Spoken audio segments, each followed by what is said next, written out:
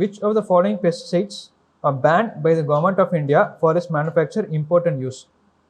So 15th question வந்து பார்த்தா option வந்து பி 1 2 3 5. ஸோ இந்த கொஷின் வந்து ஒரு ஃபேக்சுவல் கொஷின். இப்போ என்னென்னா வந்து கவர்மெண்ட் ஆஃப் இந்தியா வந்து என்ன பண்ணுறாங்கன்னா கேப்ரல் ஆக்டமும் ஃபேக்டம் ஃபோர்ஸும் அப்படி ரெண்டு இதுவுமே வந்து கவர்மெண்ட் ஆஃப் இந்தியா மேனுஃபேக்சர் பண்ணுறாங்க. ஸோ அதனால் வந்து அந்த ஆப்ஷன் அந்த ரெண்டு ஆப்ஷன் தெரிஞ்சிருந்தா அதை எலிமினேட் பண்ணிடலாம். ஸோ ஆப்ஷன் ஏசிடி டைரெக்டாக எலிமினேட் பண்ணி ஆப்ஷன் பிக்கு வந்துடலாம். இப்போது fertiliser and chemical Travancore limited ஒரு பிஎஸ்யூ இருக்குது. ஸோ அது வந்து ஃபர்டிலைசர் மேனுஃபேக்சர் பண்ணுற PSU.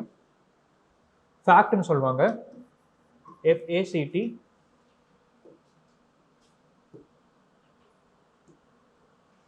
Fertiliser and chemicals Travancore limited.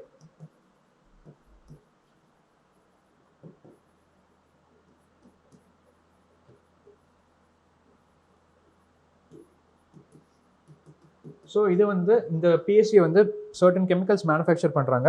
இது வந்து ministry of chemicals and fertilisers கிட்ட இருக்கு.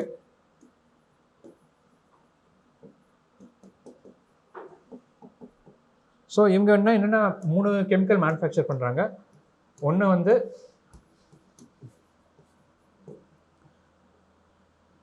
ஃபேக்டம் force, ammonium sulphate,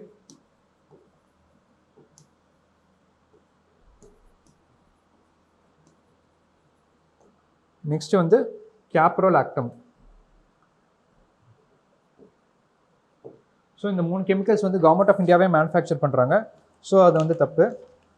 so 15th question option B. So இன்னொன்று வந்து நம்ம கெமிக்கல்ஸ் பற்றி பார்க்கும்போது நம்ம ஸ்டாக்ஹோம் கன்வென்ஷன் பார்க்கணும்.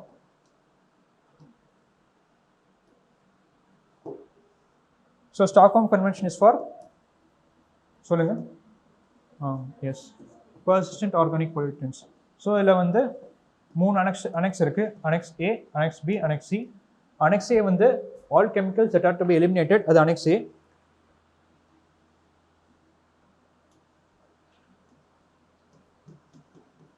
எந்தெந்த கெமிக்கல்ஸ் வந்து இமிடியேட்டாக நம்ம எலிமினேட் பண்ணமோ அது அனெக்ஸ் ஏல வச்சுருப்பாங்க.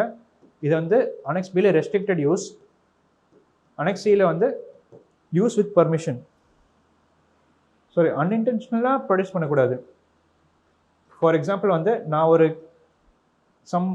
இண்டஸ்ட்ரியல் ப்ராசஸ் ப்ரொடியூஸ் பண்ணுறேன், ஒரு இண்டஸ்ட்ரி வச்சுருக்கேன், அது கெமிக்கல் ப்ரொடியூஸ் பண்ணிடுது. அந்த கெமிக்கல் ப்ரொடியூஸ் பண்ணும்போது அன்இன்டென்ஷனலாக பேன் பண்ணி கெமிக்கல்ஸ் வந்து ஒரு பை ப்ராடக்டாக வரக்கூடாது. அதுதான் வந்து அனெக்ஸ் சியில் இருக்குது.